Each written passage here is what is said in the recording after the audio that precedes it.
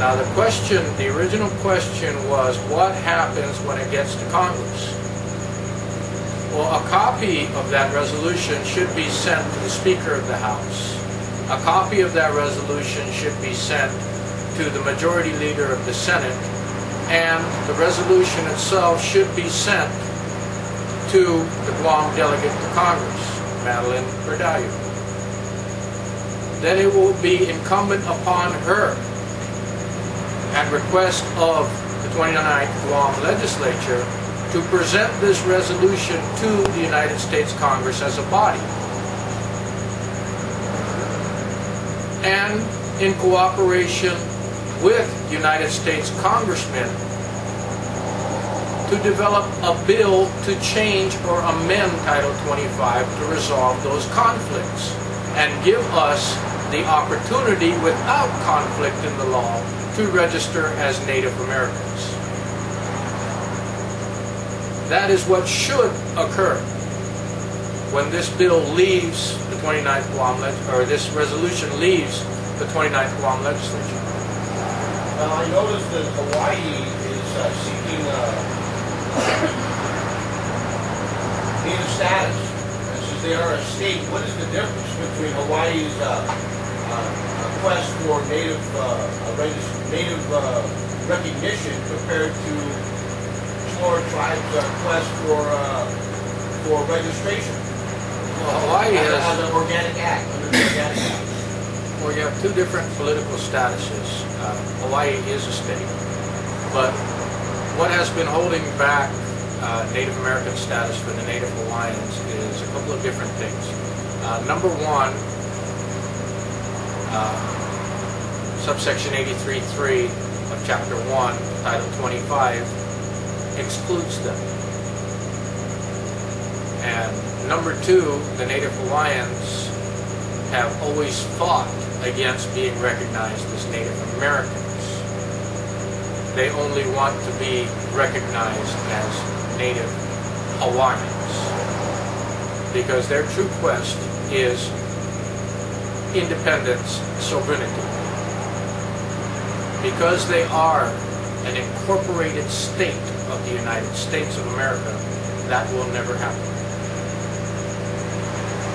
Once you are incorporated, you cannot be unincorporated unless you are seized by a federal or a foreign government and held by force. That's the only way you will ever be unincorporated.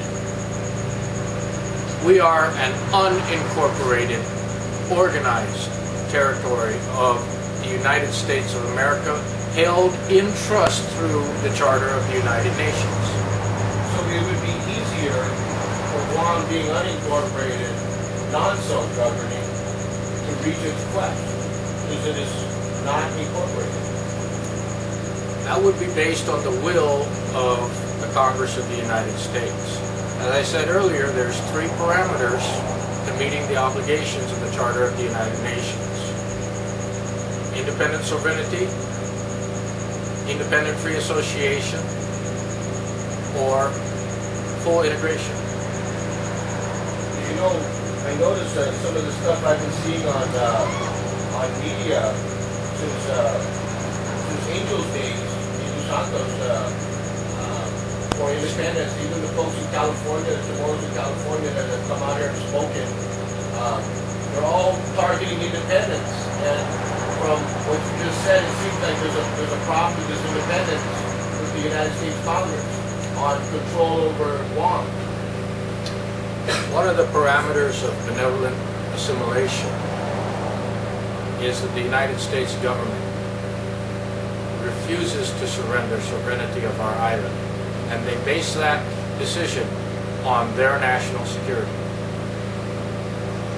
And it's interesting to note that in 2002, the United Nations Economic and Development Council, or excuse me, Economic and Social Council, determined that a state's security is not a valid reason to deny a people self-determination. still doing it. They are still doing it because the majority of American people are not aware that their government continues to, nor are they aware that their government even initiated violations of their Constitution. The majority of the time, I don't even believe the United States Congress is aware of it. Maybe some committee members, but not the body as a whole. You have the National Security Agency, and you have the committees dealing with national security within the Congress. And they have sensitive issues like Guam that they keep from the American people, that they keep from the Congress as a body. The information remains in committee and within that particular agency. So if Madeline Bernaldo does her job correctly, as a delegate here from an unincorporated territory, the whole body should hear the whole story.